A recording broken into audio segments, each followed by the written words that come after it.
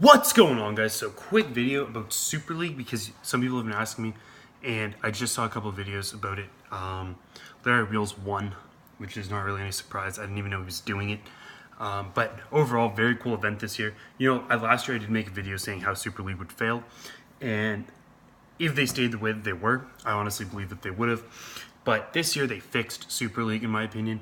They did a 3-rep max squat, 3-rep max deadlift, and 3-rep max bench. You had 12 minutes to complete each of these lifts, which I think is a really cool format. Then you also actually have to have the physique to go with it.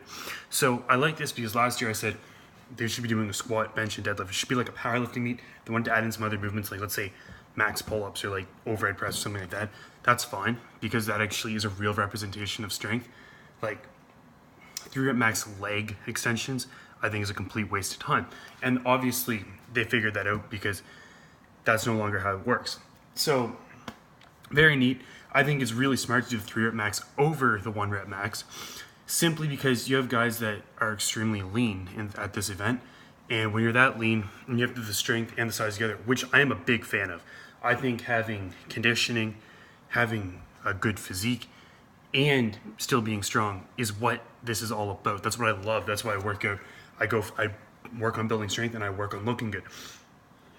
So it goes hand in hand, in my opinion, and it can eliminate.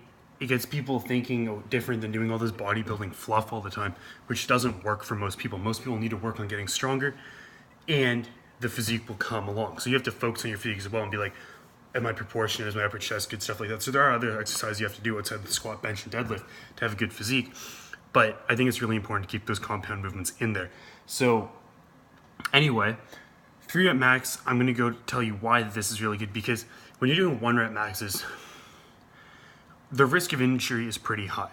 And you're going in, you're moving around weights that you don't know if you're going to hit. At least with a 3-rep max, when you're lean, you're probably a little bit dehydrated, whatever. Actually, these guys probably aren't because they have to be athletic. But you're really low body fat percentage. You don't have that cushioning over your muscles, which can help a little bit.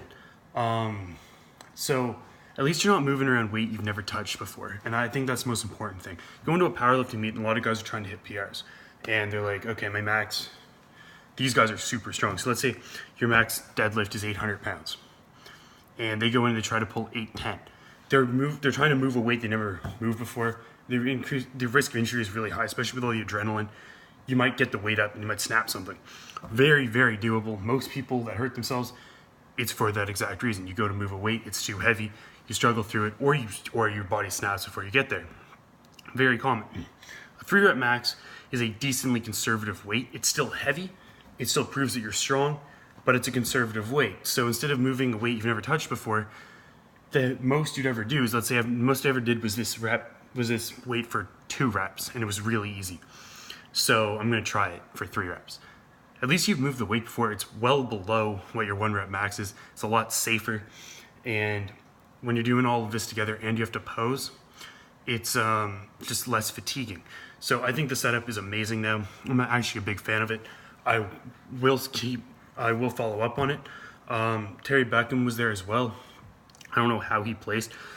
But I think the event overall is actually really good. It's very exciting to see something different because bodybuilding and powerlifting have been the same for years. And yeah, there's people on social media that are interested in having both a good physique and being strong, but there's not really anywhere to display that. So I think having a place to display that you're strong and you have a great physique is incredible. And I would love to see that trickle down into more local level things as well, which it currently does not. Obviously, Super League, like, you have to be invited to this event, and the guys are world-class athletes. Let's just be honest. The guy that won's a world record holder powerlifter, he's trying to be a pro bodybuilder. Like, that's pretty cool, and it's really cool to watch. Now it would be cool if we started to see that trickle down into other events globally. Like, you can go enter an event, like you can go enter a local bodybuilding show or a local powerlifting meet. If you go enter a local meet like this, where you have to do the squat, bench, deadlift, 3 reps, whatever. This is 3 reps. That's fine. And then you have to pose as well. Have the combination of both. I think that would be incredible. So anyway, I think that the Super League platform now is perfect. They nailed it down. First year, I thought it was going to fail if they stuck with it. They changed it. So I'm a fan of that. Anyway, that's my opinion on the situation. Comment below what you guys think of Super League, and I will talk to you guys soon.